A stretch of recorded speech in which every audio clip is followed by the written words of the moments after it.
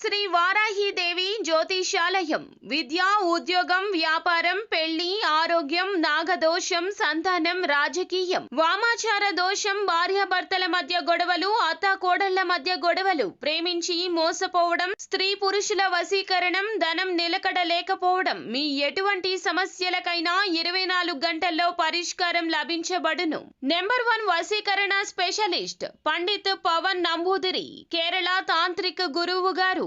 Phone number 9043637512. ఈ రోజున రాత్రిలోపు ఒక పెద్ద మనిషితో పెద్ద గొడవే జరుగుతుంది. ఏమిటి ఆ గొడవ? ఏమిటి ఆ అనుకోని పరిస్థితి? కుంభరాశి జాతకులకు ఏం జరగబోతుంది? తదితర అన్ని వివరాలు వీడియోలో చూసి తెలుసుకుందామండి. వీడియో ఎక్కడా స్కిప్ చేయకుండా పూర్తిగా చూడండి.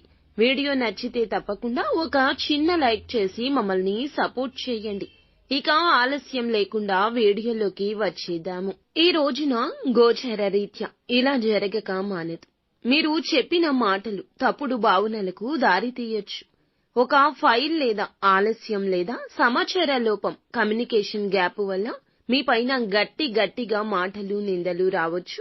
మీ యొక్క బాస్ మీ మాటలకు మీరు మౌనంగా ఉండలేని పరిస్థితి కానీ, మాట్లాడితే పరిస్థితి అదుపు తప్పేలా కానీ ఉండొచ్చు. ఇక హఠాత్తుగా ఇంట్లో పెద్దవారితో అభిప్రాయ భేదాలు కూడా రావచ్చు. పాత విషయాన్ని తీసుకొచ్చి ఒక పెద్ద మనిషి మీ మీద అసంతృప్తిని వ్యక్తం చేయొచ్చు. మీరు మౌనంగా ఉంటే కూడా అలసత్వంగా చూపినట్లవుతుంది. అది గొడవకు కూడా దారి తీయొచ్చు. మీ వ్యాఖ్యాన్ని తప్పుగా అర్థం చేసుకున్న వ్యక్తి జనం ముందు గట్టిగా మాట్లాడితే, తిడితే మీ ఆత్మ గౌరవానికి గాయం కావచ్చు. మీరు తెలిసిన ఒక పెద్ద సామాజిక స్థాయి వ్యక్తితో ఫోన్ కాల్ లేదా మెసేజ్ ద్వారా అపార్థం కూడా చోటు చేసుకోవచ్చు. ఇక శత్రుగ్రహంగా ఉన్న కుజుడు మిష్ట స్థితిలో ఉండడం వల్ల మీ మాటలపై మీరు నియంత్రణ కోల్పోతారు. అంతగా తప్పు చేయకపోయినా సరే దోషం మీకే అనిపించేలా వాతావరణం మారుతుంది. కొంతకాలంగా మీరు సహిస్తూ వస్తున్న ఒక సమస్య బలంగా ఈ రోజున బహిర్గతం అయ్యే గ్రహ ప్రభావం మీకు చూపిస్తోంది.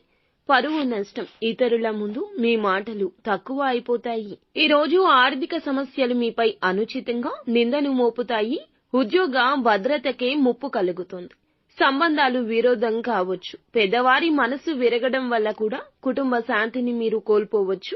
ఈ రోజున మీరు తప్పుగా ఉండకపోయినా, ఆలోచించకపోయినా ఎదురు ఎవ్వరికీ మాట్లాడొద్దు.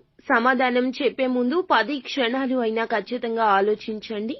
ఆ తరువాతే సమాధానం చెప్పండి. పరిష్కారం కావాలి అనుకుంటే మౌనం ఒక్కటే మీకు ఆయుధం.